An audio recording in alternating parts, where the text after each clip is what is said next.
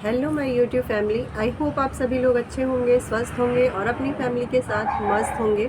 और इसी होप के साथ आज के वीडियो की मैं शुरुआत कर रही हूँ। जैसा कि नवंबर अब ख़त्म हो गया है, दिसंबर की आज फर्स्ट तारीख है, फर्स्ट डेट है।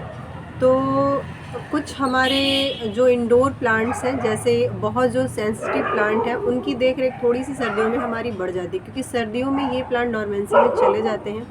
और उन्हीं पौधों में से एक पौधा ये एग्लोनिमा का है, जो कि अगर ख़राब होता है तो सर्दियों में ज़्यादातर ये पौधे हमारे ख़राब हो जाते हैं। तो किस तरह से इन पौधों को हम अपने गार्डन में बचा सकते हैं, सर्दियों में क्या क्या छोटी छोटी सी टिप्स हैं जिसको हम अगर फॉलो करें तो ये पौधे हमारे कभी भी हमारे गार्डन से ख़राब नहीं होंगे।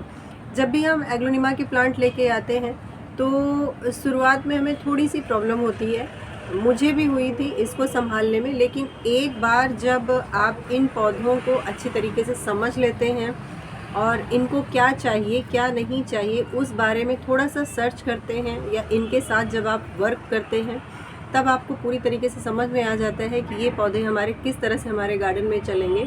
और उसी तरह से जब हम वर्क करते हैं इन पौधों पे, तो ये पौधे हमारे कभी ख़राब नहीं होते।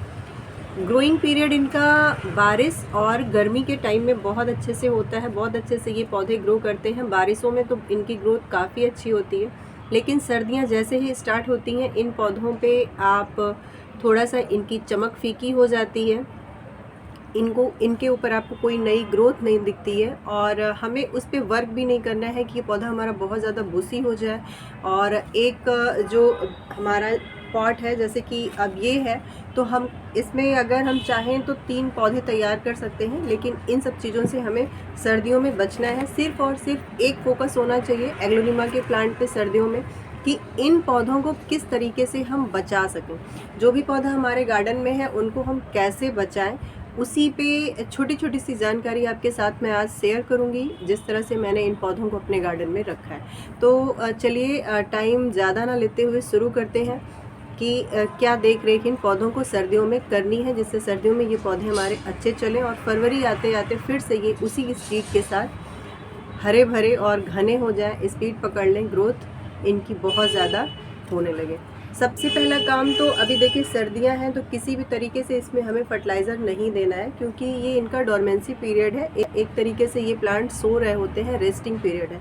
तो छेड़छाड़ इन प्लांट्स के साथ हमें नहीं करनी। छेड़छाड़ मीन्स इन पौधों में किसी भी तरीके का कोई फर्टिलाइज़र वगैरह नहीं देना है। अगर अभी देखिए दिसंबर की आज फर्स्ट डेट है, तो अगर आपको लग रहा है कि मिट्टी बहुत ज़्यादा हमारी हार्ड हो रखी है, बंध चुकी है, तो उसको आप ढीली करने के लिए हल्की गुड़ाई कर सकते हैं। लेकिन मुझे नहीं लगता है कि एग्लोनिमा के प्लांट अगर हम लगाते हैं, कोई भी लगाता है, तो उसकी मिट्टी हार्ड होती होगी, क्योंकि इतनी ज़्यादा उसकी मिट्टी हम अच्छी बनाने की कोशिश करते हैं कि हाथ से भी अगर हम उसकी गुड़ाई करना चाहें तो वो हो जाती है। इतनी ज़्यादा पोरस हम उसकी मिट्टी तैयार करते हैं, क्योंकि एग्लोनिमा को ऐसी ही मिट्टी पसंद है।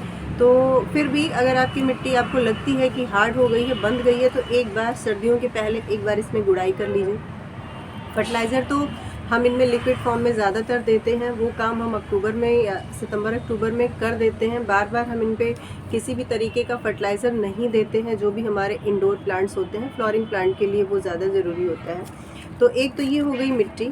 दूसरा, आपको क्लीनिंग करना है। जिस तरह आपके प्लांट में, अगर देखिए मेरे प्लांट में तो उस तरह की पत्तियां नहीं दिख रही हैं। अगर आपको कहीं भी सूखी लीफ वगैरह दिख रही हैं, पीली हुई पत्तियां, जो आपको लग रहा है कि अब ये नहीं रुकेंगी, इनका टाइम पूरा हो गया है, तो ये भी एक नेचुरल प्रोसेस है। जब पत्तियों की लाइफ ख़त्म हो जाती है तो पीली होकर वो गिर जाती हैं। और भी कई रीज़न होते हैं पीला होने का, लेकिन इस तरह से जो पुरानी लीव्स पीली होकर गिरती हैं तो वो उनका टाइम पूरा हो जाता है। और ये मत सोचिए कि हर एक पत्ती प्लांट पे बनी रहेगी, सबका अपना अपना टाइम होता है। और पुरानी पत्तियां गिरती जाती हैं, नई पत्तियां आती जाती हैं, नई ग्रोथ हमारे प्लांट में होता जाता है। तो इस तरह से पॉट को हमें क्लीन कर लेना है। और दूसरा जो है, अभी जब सर्दियां दिसंबर और जनवरी, लास्ट दिसंबर और जनवरी की फर्स्ट वीक में इन पौधों पे बहुत ज़्यादा असर होता है। तो जब मिट्टी हमारी पूरी तरीके से देखिए ड्राई हो जाए, आप देख सकते हैं मैंने यहाँ पे जो है ये कोको चिप्स का यूज़ किया है, कोकोपीट का यूज़ नहीं किया है इस एग्लोनिमा के प्लांट में। तो एक तरीके से तो ये मल्चिंग का भी काम कर रहा है। इसको ऐसी जगह पे प्लेस करिए जिसमें सर्दियों में अगर पॉसिबल हो तो 2 घंटे की धूप इसको मॉर्निंग की मिल जाए, क्योंकि सर्दियों की धूप बहुत ज़्यादा तेज़ नहीं होती है, गुनगुनी धूप होती है। तो इसको थोड़ी सी धूप ज़्यादा चाहिए, जैसी कि धूप हम गर्मियों में देते हैं आधा घंटा 1 घंटा मॉर्निंग की। तो वो चीज़ आप बढ़ा के 2-3 घंटा कर सकते हैं कि मॉर्निंग की 2-3 घंटे की धूप इस एग्लोनिमा के प्लांट पे पड़ जाए।